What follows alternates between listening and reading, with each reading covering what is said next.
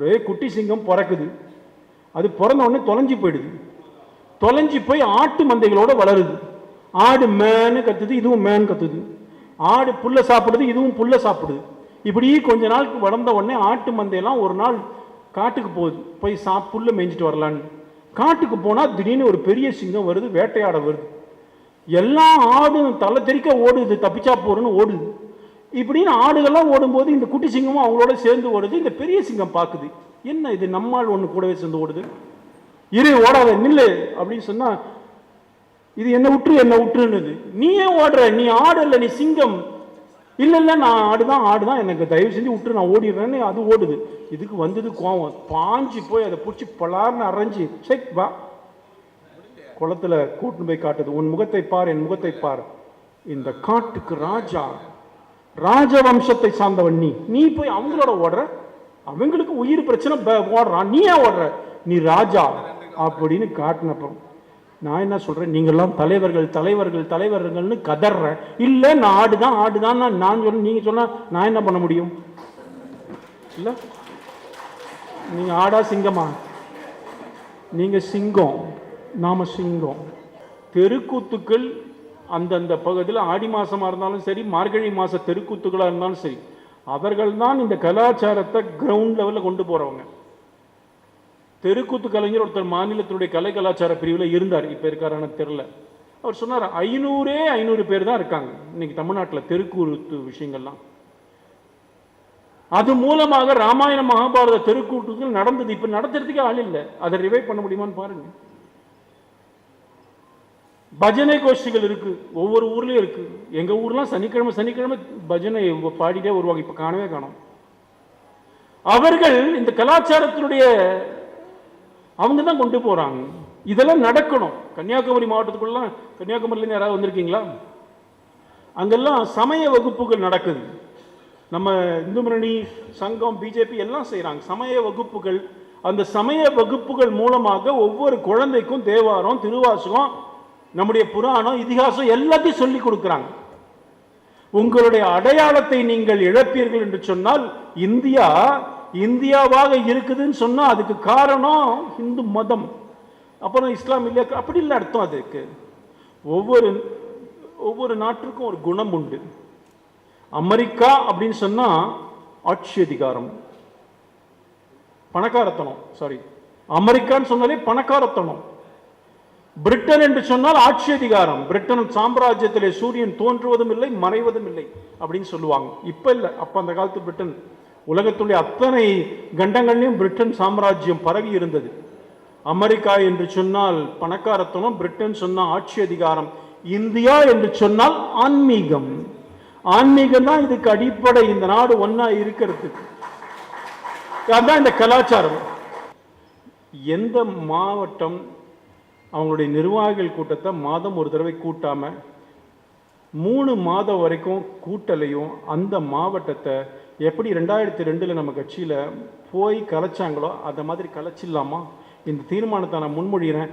ஆம் என்போர் ஆம் என்க, இல்லை என்போர் இல்லை என்க. திருப்பி சொல்றேன், கலை கலாச்சார பிரிவினுடைய மாவட்டத்தினுடைய நிர்வாகிகள் கூட்டம் மாதம் ஒரு தடவை நடத்தணும். எந்த மாவட்டம் மாதம் ஒரு தடவை நடத்தாமல் தொடர்ந்து 3 மாதம் மாவட்டத்துடைய நிர்வாகிகள் கூட்டத்தை நடத்தவில்லையோ அந்த மாவட்டத்துடைய கலை கலாச்சார பிரிவு கலைக்கப்படும் அப்படின்னு ஒரு தீர்மானத்தை இப்ப முழுமை. இது ஓகேன்னு சொல்றவங்க ஆம் சொல்லுங்க, இல்லைன்னா இல்லைன்னு சொல்லுங்க. ஆம். பார்லிமெண்ட்ல இப்படிதான் கேட்பாங்க. எல்லா அன்னைக்கும் இதை நீங்க என் மீட்டிங்ல வந்து பாருங்க. தலைவரை நீங்க என் கூட வந்து பாருங்க, எல்லா கூட்டத்திலும் இதே தான் கேட்கிறேன். இதே நான் இதை ஆரம்பிச்சோடனே அவங்களுக்குலாம் புரிஞ்சு, எல்லா பிரிவுக்கும் இதே தான். கட்சியில் பொறுப்பில் இருப்போம், நாங்கள் மீட்டிங் நடத்த மாட்டோம், எதுவுமே பண்ண மாட்டோம் அப்படின்னு சொன்னால் அதை ஏற்றுக்க முடியாது. எவ்வளோ நாளுங்க இப்படியே உட்காந்துருக்குது. இதை பாருங்க, அவர் சொன்னார் எவ்வளோ வருஷம் தெரியுமா கேடிஆர் இருக்கிறாரு, இவ்வளோ வருஷம் இருக்காரு, அவ்வளோ வருஷம் இருக்காருன்னு. என் கூட இருந்தவங்களாம் இப்போ என்ன பொசிஷனில் இருக்காங்க தெரியுமா? என் ஃப்ரெண்ட்ஸு. நான் இளைஞரணிக்கு ஆல் இண்டியா பொறுப்பாளராக ஒரு மாநிலத்துக்கு இருந்தேன். அந்தமான் நிக்கோபார் ஐலாண்டுக்கு, அந்தமான் நிக்கோபார் தீவுகளுக்கு நான் பொறுப்பாளராக இருந்தேன். என் கூட அப்போ ஒரு 2 மாநிலத்துக்கு பொறுப்பாளராக இருந்தவர் இன்னைக்கு, நான் ஒரு ஃப்ரெண்டு, இன்னைக்கு மகாராஷ்டிராவோட முதலமைச்சராக இருக்கிறார். நான் ஆம் என்கோர் இல்லை என்கோர்லாம் சொன்னேன். அதை நடத்தி கொண்டிருக்கிற இந்த ஸ்பீக்கர் இருக்கார் பாருங்க, லோக்சபா ஸ்பீக்கர். யாரு லோக்சபா ஸ்பீக்கர்? சபாநாயகர் யாரு? ஓம் பிர்லா. ஓம் பிர்லாவும் நானும் நிர்வாகி ஒன்னா. அவர் இன்னைக்கு சபாநாயகராக இருக்கிறார். நம்ம அனுராக் தாக்கூர் அவர் மந்திரி ஆயிட்டாரு. நான் இன்னும் கவுன்சிலராக கூட ஆகல. இப்போ எவ்வளவு நாள் தான் இப்படியே போயிட்டு இருக்கு? ஏதோ ஒரு இடத்துல இன்னைக்கு மக்கள் ஆதரிக்கிறாங்க, அதை பயன்படுத்தணும் தான் சொல்றேன். இல்ல பொறுப்புல இருக்கணும். நாமெல்லாம் பொறுப்புல இருப்போம். மாநில செயலாளராக இருப்பேன், மாவட்ட தலைவரா, மாவட்ட செயலாளராக இருப்பேன். ஆனா மீட்டிங்லாம் போடணும்னு என்ன கம்பல் பண்ணாதீங்க, முடியாது அப்படின்னு சொன்ன என்ன அர்த்தம்? சிவா அண்ணனுக்கும் எனக்கும் சண்டை வந்ததே, அவர் ஒரு லிஸ்ட் கொண்டு வந்தார். நான் சொன்ன 13 பேர் தான் போடணும், அவர் 30 பேர் 40 பேர் லிஸ்ட்டை கொண்டு வந்தார். அப்ப இந்த பிரிவில் மாநிலத்தில் பொறுப்புகள் கொடுக்கிறதுக்கு தகுதி வாய்ந்தவர் 40-50 பேர் இருக்கிறாங்க. அதை ஷார்ட் பண்ணி 13 மாத்திரம். மீதி பேர்லாம் எவ்வளவு டிசப்பாயிண்ட் ஆயிருப்பாங்க, எவ்வளவு அவங்களுக்கு ஆர்வம் இருக்கு. அப்போ 13 பேரை நிர்வாகியா போட்டோம்னா அப்ப நீங்களும் எவ்வளவு முக்கியமான ஆள். அந்த 50ல ஷார்ட் லிஸ்ட் பண்ணி 13 பேர் கொண்டு வந்திருக்கிறார். அதுக்கு எவ்வளவு சாதாரண வேலையாது? இப்ப எத்தனையோ மாவட்ட தலைவர் இருக்கிறாங்க. அப்ப அவங்களெல்லாம் விட்டுட்டு உங்க மாவட்ட தலைவரா ஏன் கொண்டு வந்தார்? உங்க மாவட்ட பேரன்பாடி தலைவர். அப்ப நீங்க எவ்வளவு முக்கியமான ஆள்? நீங்க முக்கியமான ஆளுன்னு கட்சி சொல்லுது, ஆனா நாங்க இப்படித்தான் இருப்போம்னு யாராவது பேசினா அப்புறம் என்ன அர்த்தம்? ஒரு குட்டி சிங்கம் பிறக்குது, அது பிறந்த உடனே தொலைஞ்சு போயிடுது. தொலைஞ்சு போய் ஆட்டு மந்தைகளோட வளருது. ஆடு மேன்னு கத்துது, இதுவும் மேன் கத்துது. ஆடு புல்ல சாப்பிடுது, இதுவும் புல்ல சாப்பிடுது. இப்படி கொஞ்ச நாளுக்கு வளர்ந்த உடனே ஆட்டு மந்தையெல்லாம் ஒரு நாள் காட்டுக்கு போகுது, போய் புல்ல மேய்ஞ்சிட்டு வரலான்னு. காட்டுக்கு போனா திடீர்னு ஒரு பெரிய சிங்கம் வருது, வேட்டையாட வருது. எல்லா ஆடும் தலை தெறிக்க ஓடுது, தப்பிச்சா போறன்னு ஓடுது. இப்படின்னு ஆடுகள்லாம் ஓடும்போது இந்த குட்டி சிங்கமும் அவங்களோட சேர்ந்து ஓடுது. இந்த பெரிய சிங்கம் பார்க்குது, என்ன இது நம்மால் ஒன்று கூடவே சேர்ந்து ஓடுது, இரு ஓடாத நில்லு அப்படின்னு சொன்னா, இது என்ன விட்டுருன்னு. நீ ஏன் ஓடுற? நீ ஆடு இல்லை, நீ சிங்கம். இல்ல இல்ல நான் ஆடுதான், எனக்கு தயவு செஞ்சு விட்டு நான் ஓடிடுறேன்னு அது ஓடுது. இதுக்கு வந்தது கோவம், பாஞ்சு போய் அதை பிடிச்சி பலார்னு அரைஞ்சி செக் வா குளத்துல கூட்டுன்னு போய் காட்டுது. உன் முகத்தை பார், என் முகத்தை பார், இந்த காட்டுக்கு ராஜா, ராஜவம்சத்தை சார்ந்தவன் நீ போய் அவங்களோட ஓடுற, அவங்களுக்கு உயிர் பிரச்சனை ஓடுறான், நீ ஏன் ஓடுற? நீ ராஜா அப்படின்னு காட்டினப்ப நான் என்ன சொல்றேன், நீங்கெல்லாம் தலைவர்கள்னு கதறேன். இல்ல நான் ஆடுதான் நான் சொல்ல, நீங்க சொன்னா நான் என்ன பண்ண முடியும்? இல்ல நீங்க ஆடா சிங்கமா? நீங்க சிங்கம், நாம சிங்கம். நீங்க நான் இப்படிதான் இருப்பேன், ஆடாதான் இருப்பேன்னா ஆடுகள்லாம் ஆள விட முடியாது எங்களால. சிங்கம் தான் நான் காட்டு ஆளும். சரியா? அதனால இந்த தீர்மானம் இது கொஞ்ச நாள் பழகினாலும் கூட அவர் புரிஞ்சிருப்பார். ஒரு விஷயத்தை எடுத்தோம்னா எடுத்து அதை அப்படிதான் பண்ணுவோம். நீங்கள் நீங்கள் 3 மாதம் உங்கள் மாவட்ட நிர்வாகிகள் கூட்டலைன்னா நான் தலைவர்கிட்ட மாதம் ரிப்போர்ட் கேட்குறேன். எந்த மாதம் கூடலையோ அந்த கட்சியுடைய மாவட்ட நிர்வாகம் கலைக்கப்படும். இது எனக்கு கோவத்தில் அகம்பாவத்தில் பேசலை, ஒரு ஆதங்கம். தமிழ்நாட்டில் போய் பிஜேபி வர முடியாது, இது ஒரு ஆன்மீக பூமி. ஆழ்வார்களும் நாயன்மார்களும் அவதரித்த பூமியில கடவுள் மறுப்பு இயக்கம் சேர்த்து ஒருத்தர் சொல்லிவிட்டு 60 வருஷம் ஆட்சியில் செய்வோம். நம்ம என்ன எப்படி இருந்தாங்க விளையாட்டா இருக்கு? இந்த பூமியில் ஆட்சி வர முடியாதா? நார்த் ஈஸ்ட்ல வந்துட்டோம், ஒரிசால வந்துட்டோம். தமிழ்நாடு நம்மளுடைய பூமி, இங்க வந்தே ஆகணும். இதுக்கு மேல எல்லாம் தள்ளி போட முடியாது. அதனால நீங்க எல்லாரும் அதை புரிஞ்சுக்கணும். நான் கடைசியா ஒரு விஷயத்த சொல்றேன். எல்லா பிரிவுக்கினுடைய மாநில மாவட்ட நிர்வாகிகள் சங்கமம் வர 29ஆம் தேதி, நவம்பர் 29ஆம் தேதி கும்பகோணத்தில் நடக்க போகுது. மாலை 3 மணிக்கு. சொன்னாரா தலைவர்? உங்களுக்குலாம் தெரியுமா? தெரியலன்னா இப்ப சொல்றேன், நீங்க கொஞ்சம் இது பண்ணணும். 30 பிரிவினுடைய மாநில நிர்வாகிகள் மாவட்ட நிர்வாகிகளுடைய சங்கமம். கிட்டத்தட்ட எவ்வளவு பேர் உங்களுக்கு ஒன்று தெரியுமா? இந்த மாவட்ட தலைவர்லாம் யார்? பெரம்பலூர் வந்தீங்க. பெரம்பலூர்ல ஒரு மீட்டிங் போட்டிருந்தோம், வந்தீங்களா? அங்க ஒரு விஷயம் சொன்னோம். மாவட்டத்தில் இத்தனை பேரை நியமிக்கலாம் நம்முடைய பிரிவில். எத்தனை பேர்? ஒரு தலைவர், ஒரு அமைப்பாளர், அப்புறம் நோட்டெல்லாம் கொடுத்து எழுதுன்னு வேற சொன்னேன் நான். அந்த இடத்துல யாரும் ஞாபகம் வச்சுக்கல. ஒரு அமைப்பாளர், அப்புறம் 2 இணையமைப்பாளர், 8 செக்ரட்டரி செயலாளர் போடலாம் ஒரு மாவட்டத்தில் சொன்னோம். அப்ப உங்க பிரிவில் ஒரு மாவட்டத்தில் அப்பனா எத்தனை பேர்? 11 பேர். இந்த தமிழ்நாட்டில் பிஜேபிக்கு 67 மாவட்டம் இருக்கு. 67 × 11 எவ்வளோ? இந்த வாய்ப்பாடெல்லாம் அந்த காலத்தில் படிச்சதோடு சரி, நமக்கு என்ன ஞாபகம் இருக்கு? சரி, கால்குலேட்டர் தான் இருக்கு, எடுத்து போட்டு பாருங்க. 67 அவங்க கால்குலேட்டர் தானே பார்த்தீங்க நீங்க பாருங்க. அவங்களுக்கு வாய்ப்பாடு ஞாபகம் இருக்கு, நமக்கு தான் ஞாபகம் இல்லை. எங்களுக்கு கால்குலேட்டர்னு ஒன்று இல்லைன்னா நாங்களாம் காலி. 67 × 11 737. ஆமா, 737 நிர்வாகி கலை கலாச்சார அணி பிளஸ் மாநிலத்தினுடைய 13 சேர்ந்தா 750 பேர். நவம்பர் 29, இன்னைக்கு நவம்பர் 8, நவம்பர் 29 கும்பகோணத்துல மாலை 3 மணிக்கு நடக்கிற அந்த மாநில மாவட்ட பிரிவுகளுடைய சங்கமத்திற்கு உங்களுடைய பிரிவிலிருந்து எதிர்பார்க்கிறது 750 பேர். அத்தனை பேரும் வரணும். மாவட்ட தலைவர்லாம் சில இடத்துல நீங்க மொத்தமா ஃபில்அப் பண்ணலான்னு கேள்விப்படுறோம். 7 பேர் 6 பேர். சில மாவட்ட தலைவர் பேரன்பாடி தலைவர் ஃபோன் பண்ணாங்க, நாங்க 1-2 வச்சுக்கிறோம், யாரோ புதுசா சேர்ந்தா நான் யாராவது பொறுப்பு கொடுக்கறது கூட பொறுப்பு இல்லாம இருக்க முடியாது, அதனால ஒருத்தர் 2 பேர் பரவாயில்ல. ஆனா 80% மாவட்ட நிர்வாகிகள் நியமிச்சாங்க. இங்கேருந்து அது உங்களுக்கு ஒரு இந்த மாநிலத்துடைய இந்த கூட்டத்தில் ஒரு செய்தி, நீங்க 80% நியமிச்சானோங்கிறது மாத்திரமல்ல, அந்த 29ஆம் தேதி நாம அத்தனை பேருமே நம்ம ஊர்ல இருக்கவே கூடாது. இருக்க வேண்டிய இடம் இது கும்பகோணம். ஒரு அதான் சொன்னாங்க 21,000 பேர். சரி, சில இடத்துல 1-2 கம்மியா வந்தனால 16,000 17,000 பேர் பார்க்கும் பொழுது எப்படி இருக்கு வச்சு பாருங்க. நீங்க மேடையில் உட்கார்ந்து இருக்கிறீங்க, முன்னாடி 18,000 பேர். எல்லாம் தொண்டர்கள் இல்ல, எல்லாருமே லீடர்ஸ். மாவட்ட அளவில் மாவட்ட செயலாளர், மாவட்ட துணை இணையமைப்பாளர், அவங்க தான் வந்து உட்கார போறாங்க. இப்போ 16,000 18,000 பேர் முன்னாடி நம்ம முன்னாடி உட்கார்ந்து இருக்கிறாங்க ஒரு பந்தல்ல. எப்படி இருக்கும் அதோட வைப்ரேஷன்? 108 1008 விளக்கு பூஜை பண்றோம், கூட்டு பிரார்த்தனை பண்றோம், அதுக்கெல்லாம் ஒரு பலன் இருக்கு. எல்லாரும் சேர்ந்து ஒரு விஷயத்தை, ஒரு மந்திரத்தை ஜபிக்கும் பொழுது ஒரு பலன் இருக்குன்னு சொல்லுவாங்கல்ல, அத மாதிரி 18,000 பேர் ஒரு ஒரே நோக்கத்தோடு இந்த நாட்டிற்காக இந்த கட்சியை வளர்க்கணும் அப்படின்னு உட்கார்ந்து கூடும் பொழுது அங்க ஒரு வைப்ரேஷன் உருவாகும். அது அடுத்த லெவலில் நம்ம பார்ட்டியை கொண்டு போறதுக்கு யூஸ்ஃபுல்லா இருக்கும். நம்முடைய அகில இந்திய பொதுச் செயலாளர், அமைப்பு பொதுச் செயலாளர் DL சந்தோஷ் வராங்க, நம்முடைய மாநில தலைவர். அது இல்லாமல் நம்ம தமிழ்நாட்டுக்கு பொறுப்பாளராக இருக்கிற நம்முடைய சுதாகர் ரெட்டி, அரவிந்த் மேனன், அது எலெக்ஷன் பொறுப்பாளர் இருக்கவங்கலாம் வராங்க. யார் வராங்கிறது இல்லை, உங்களை மாதிரியே 18,000 பேர் வராங்க, வரப்போகிறாங்க. 1 மணிக்கு வந்துடணும், 3 மணிக்கு நிகழ்ச்சி. நான் இங்கேயே உங்களை அழைக்க வந்தேன்னு வச்சுக்கோங்க. 1 மணிக்கு வரணும். 1 மணிக்கு சாப்பாடு எல்லாருக்கும் உண்டு. நீங்கள் அன்னைக்கு வண்டிலாம் கொண்டு வந்துடுறோம், பக்கத்துலேயே எங்கேயோ ஒரு இடத்துல ஹோட்டலில் சாப்பிட்டு வரணும், வரக்கூடாது. இது நம்ம வீட்டு கல்யாணம். நம்ம வீட்டு கல்யாணத்தில் ஹோட்டலில் போய் சாப்பிடக்கூடாது, நம்ம வீட்டில் தான் சாப்பிடணும், கல்யாணத்தில் தான் சாப்பிடணும். இது நம்முடைய மாநாடு, அதனால் நீங்கள் அத்தனை பேரும் அங்கே வந்து தான் சாப்பிடணும். எல்லாருக்கும் இன்விடேஷன், அழைப்பிதழ் நேராக வரும் உங்கள் வீட்டுக்கெல்லாம்.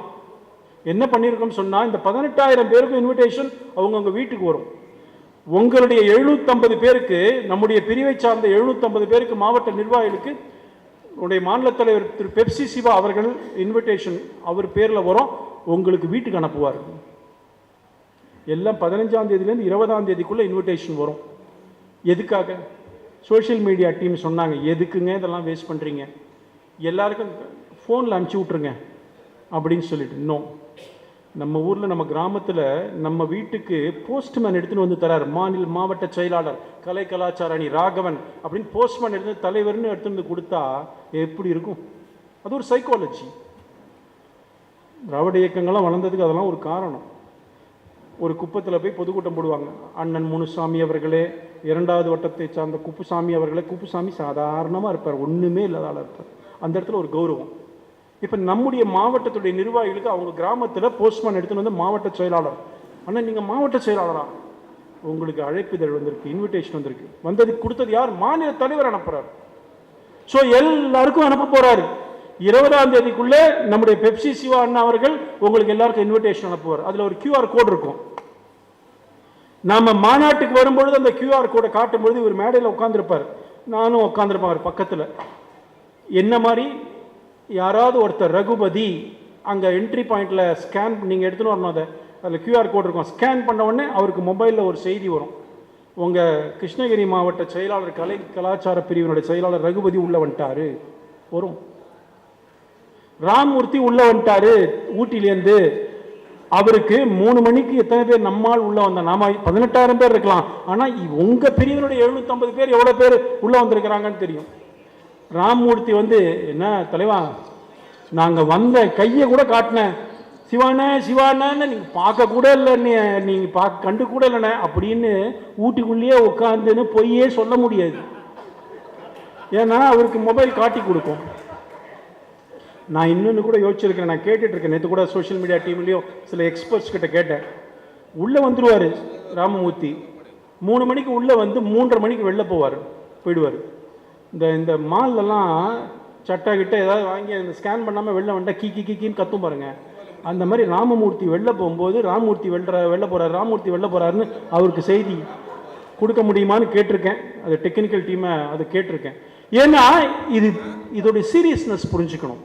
நம்ம கட்சியை சோக்கெல்லாம் நடத்த முடியாது. மிகப்பெரிய லட்சியத்தோடு இருக்கிற ஒரு கட்சி இந்த கட்சி. எவ்வளோ சீரியஸாக இருந்தால் பிரதமர் அவரோட வயசுக்கு 75 வயசுக்கு எத்தனை மணி நேரம் தூங்குறாருன்னு தெரிலங்க. அப்போ நாம் என்ன பண்ண போகிறோம்? கூட 2 மணி நேரம் உட்காருங்க, அவ்வளோதான், வேற எதுவும் கேட்கல. ஸோ இந்த இன்விடேஷன் வரணும், நீங்கள் அத்தனை பேரும் வரணும். மாவட்ட தலைவர்லாம் வந்திருக்கிறீங்க, உங்களுடைய மாவட்ட நிர்வாகிகளை கூட்டிகிட்டு வரது உங்களுடைய கடமை. சரியா? நம்ம வீட்டு ஃபங்க்ஷன் இது ஒன்று. நான் அடுத்தது ஒன்று யோசிச்சிருக்கிறோம். இந்த மாவட்டத்தெல்லாம் முடிஞ்ச உடனே மண்டல், நான் பெரம்பலூர்லேயே சொன்னேன், மண்டலில் எவ்வளோ பேர் நியமிக்கலாம் சொல்லுங்க பாப்போம். ஒரு மண்டலில் எவ்வளோ பேர் நிர்வாகி உங்கள் பிரிவில் நியமிக்கலாம்? ஒரு அமைப்பாளர், அப்புறம் இணையமைப்பாளர் 1, 5 செக்ரட்டரி, மொத்தம் 7 பேர் நியமிக்கலாம். அப்போ நம்ம பிரிவில் எவ்வளோ பேர் நியமிக்கலாம்? ஒரு மாவட்டத்தில் 20 மண்டல் இருக்குன்னு சொன்னால் ஒரு மண்டலுக்கு 7 பேர், 20 மண்டல்னா 140 பேர் ஒவ்வொரு மாவட்டம். நான் தோராயமாக 20 மண்டல் சொல்கிறேன். ஒரு மாவட்டத்தில் 140 பேர் கலை கலாச்சாரத்தை சார்ந்த மண்டல் நிர்வாகியை நியமிக்கலாம். அப்ப 30 பிரிவு இருக்கு. 30 பிரிவுனா 30 × 140, நான் மேக்ஸ் வீக், நீங்களே சொல்லுங்க. 30 × 140 620, 4000 தோராயமாகவே சொல்லிவிடும். எதுக்கு இந்த வம்பு? 4200 பேர் வச்சுக்கோங்க. ஒரு மாவட்டத்தில் பிரிவுகள் சார்பாக 4200 நிர்வாகிகளை நியமிக்கலாம். நம்ம மாநிலத்தில் எத்தனை மாவட்டம் இருக்குன்னு சொன்னேன்? 67 மாவட்டம் இருக்கு. அப்ப 4200 × 67 எவ்வளவு பேர்? நான் தான் கம்ப்யூட்டர் கால்குலேட்டர் யூஸ் பண்ணுங்க சொன்னேன். 2,80,000 பேர் பிரிவில் மாத்திரமே மண்டல்ல இருந்து மாநில வரைக்கும் நியமிக்க போறோம். இப்ப சந்திக்க போறவங்க 21,000 பேர். பிப்ரவரி மார்ச்ல தமிழ்நாடு முழுக்க பிரிவுகள் சார்பா இந்த 2,80,000 பேரை வச்சு ஒரு பிரம்மாண்டமான மாநாடு. இவங்கெல்லாம் இந்த 2,80,000 பேர் வெறும் தொண்டர்கள் கிடையாது, உங்களை மாதிரி சிங்கங்கள், அதாவது நிர்வாகிகள். அதுல யாரை கூப்பிடலான்னு ஒரு யோசனை இருக்கு. நீங்க சொல்லுங்க, நம்ம யாரை கூப்பிடலாம் அந்த பொதுக்கூட்டு மாநாட்டுக்கு? ஒன்று மோடிஜி, அப்புறம் யாரு? யோகி ஆதித்யநாத். வேற யாரு? அவர் நம்ம மாநிலம், அவர் கூப்பிட்டுப்போம். எப்படிதான் அவங்களாம் இருப்பாங்க. அமித்ஷா, அப்புறம் நம்மெல்லாம் சேர்ந்து முடிவு பண்ணணும். சொல்லுங்க. அஜித் தோவல், அவர் அதிகாரிங்க, அவர் எப்படி வருவார்? வேற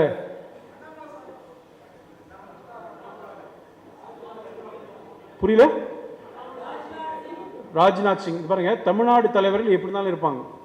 இந்த நிகழ்ச்சிக்கும் இந்த கும்பகோணத்துக்கும் அண்ணாமலை வருவார். நம்ம ஆல் இண்டியா லீடர்ஸ் கேட்கிறோம். நிர்மலா சீதாராமன். சரி, நீங்கள் ஒரு 5-6 பேரை சொல்லியிருக்கிறீங்க.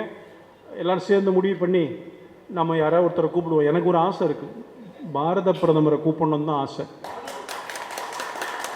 ஆனால் ஒரு விஷயம் நடக்குங்க, நாம் அதெல்லாம் 2,80,000 பேரை நீங்கள் நியமிக்கிறோம். கணக்கெல்லாம் கரெக்டாக தான் போட்டோம். நீங்கள் மாவட்டத்தில் நியமினாலே 5, 4ன்னு போட்டு மாநில தலைவர் சொல்கிறார், ஒரு மாவட்டத்தில் 3 பேர் போட்டுருங்க. அதெல்லாம் ஒத்துக்க முடியாது. 80% நியமிக்கணும். இந்த 29ஆம் தேதிக்கு வரும்போது நியமிக்கணும், லிஸ்ட்டு கொடுக்கணும். லிஸ்ட்டெல்லாம் 10ஆம் தேதிக்குள்ளே தான் கொடுத்தா தான் நான் QR கோட் ரெடி பண்ணுவோம். இப்போவே சொல்கிறேன், மண்டலில் போட்டிருக்கிறோம், நாங்கள் அவரை கூட்டின்னு வரணும், வராதிங்க தயவு செஞ்சு. அவங்களெலாம் இந்த மீட்டிங் இல்லை, இது உள்ள இந்த QR கோட் யார் கொடுக்குறோமோ அவங்க மாத்திரம் தான் இருக்க முடியும். இங்கே இருக்கிறவங்க தான் வர முடியும், ப்ளஸ் அந்த மாவட்ட நிர்வாகிகள் தான் வர முடியும். மண்டல் நான் கூட்டின்னு வரணும், அங்கே வந்து சண்டை போடாதீங்க தயவு செஞ்சு. அதெல்லாம் இருக்க அவங்களுக்காக தான் அந்த பிரதமரை கூப்பிடுற அந்த மாநாடு.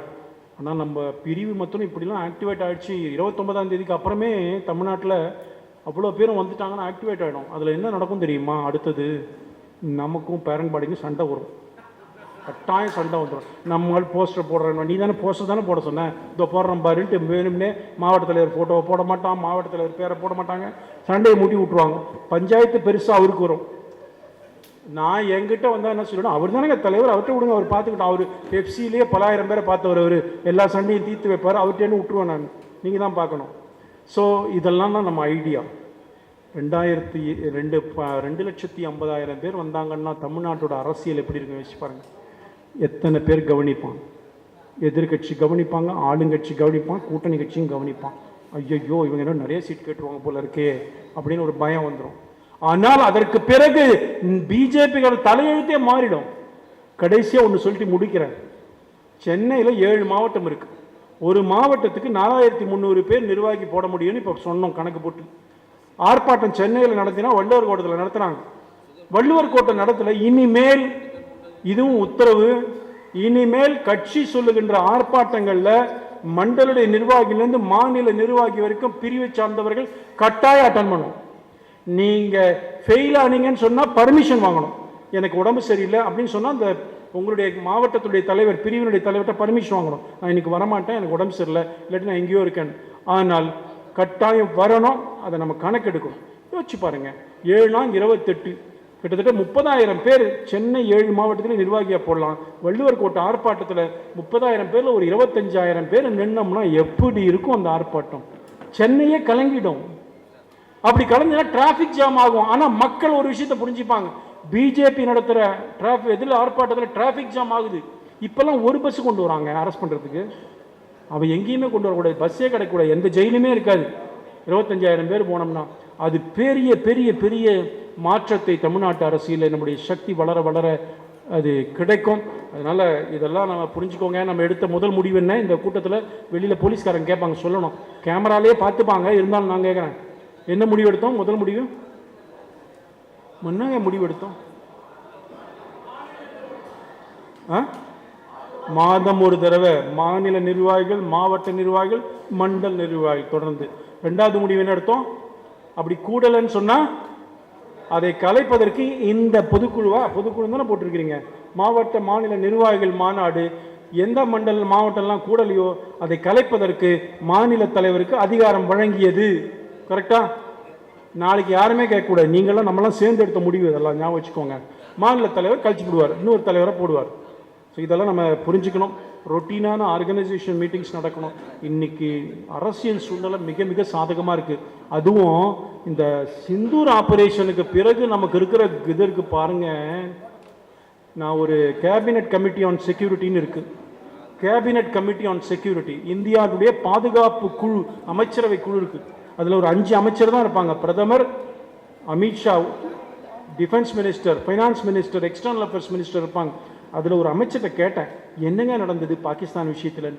அவர் சொல்கிறாரு என்கிட்ட, நாம் ஒரு பிரம்மோஸ் ஏவுகணை ஒரு இடத்துல விட்டோமா, அது போய் தாக்கிய இடம் அமெரிக்காவுடைய இந்த இது இருக்கு பாருங்க, அணு ஆயுதம் கிடங்காது. நீங்கள் சிந்தூர் ஆப்ரேஷனுக்கு 2 நாளைக்கு பிறகு பார்த்தீங்கன்னா பாகிஸ்தானில் கீழே நிறைய நிலநடுக்கம் நடந்ததுன்னு நம்ம செய்தி பார்த்தோம். இந்த நிலநடுக்கம் மொத்தமே அந்த அணு ஆயுதம் வெடிச்சதுனால தான். அதனால தான் அமெரிக்கான் பாகிஸ்தான். எந்த உலகத்தினுடைய போர் வரலாற்றில், நான் டிஃபென்ஸ் ஸ்டடீஸ் படிச்சிருக்கேன், MA டிஃபென்ஸ் ஸ்ட்ராட்டஜிக் ஸ்டடீஸ், உலகத்தில் எந்த போருமே 4 நாள் 5 நாள் எல்லாம் முடிஞ்சதே கிடையாது. 4வது 5வது நாள் போர் முடிஞ்சது, ஐயா விட்டுன்னு ஓடி வந்தாங்க பாகிஸ்தான். இது எந்த இடத்துல நடக்கும்? ஒரே ஒரு சின்ன ஊசி வெடி கூட இந்திய மண்ணில் வந்து பாகிஸ்தான் விட்ட ஊசி வெடி கூட வெடிக்கலன்னு எவ்வளவு இந்த நாட்டு மக்களை பாதுகாத்தவர் நம்முடைய பிரதமர் நரேந்திர மோடி அவர்கள். இந்த ஜிஎஸ்டியில் எவ்வளோ பெரிய ரிஃபார்மே இல்லை, அது ரெவல்யூஷன். நான் திருச்சி போயிருந்தேன். அங்கே இந்த விவசாயி ஒருத்தர் எப்போ பார்த்தாலும் டெல்லியில் போய் கோமணத்தோடு உட்காந்து ஆர்ப்பாட்டம்லாம் பண்ணார் பாருங்க. அந்த குழுவில் ஒருத்தர் என்கிட்ட சொல்கிறாரு, இப்போ நாங்கள் விவசாயம் ஆர்ப்பாட்டம் கூட்டா யாருமே வரமாட்டேங்கிறாங்க. ஏன்? தமிழ்நாட்டில் இருக்க விவசாயிகள்லாம் சொல்கிறாங்க, வருஷத்துக்கு 6000 ரூபாய் எங்கள் அக்கௌண்ட்டில் நரேந்திர மோடி அவர்கள் போடுறாருயா, அவரை பார்த்தா அந்த மகனுக்கு எதிராக போராட்டத்துக்கு என்ன கூப்பிடுறீங்க, நாங்கள் வரமாட்டோம்னு சொல்கிறாங்க. இன்னைக்கு விவசாயிகள் மாத்திரமில்லை, எல்லா துறையை சார்ந்தவர்கள் நம்முடைய சாதனைகள் செய்து சென்றிருக்கிறது. நல்ல சூழ்நிலை இருக்குது. சந்தர்ப்பத்தை பயன்படுத்துறது தான் அரசியல். இந்த சந்தர்ப்பத்தை நம்ம பயன்படுத்திக்கணும்னு கேட்டு வாய்ப்படைந்ததுக்கு நன்றி கூறி விடைபெறுகிறேன்.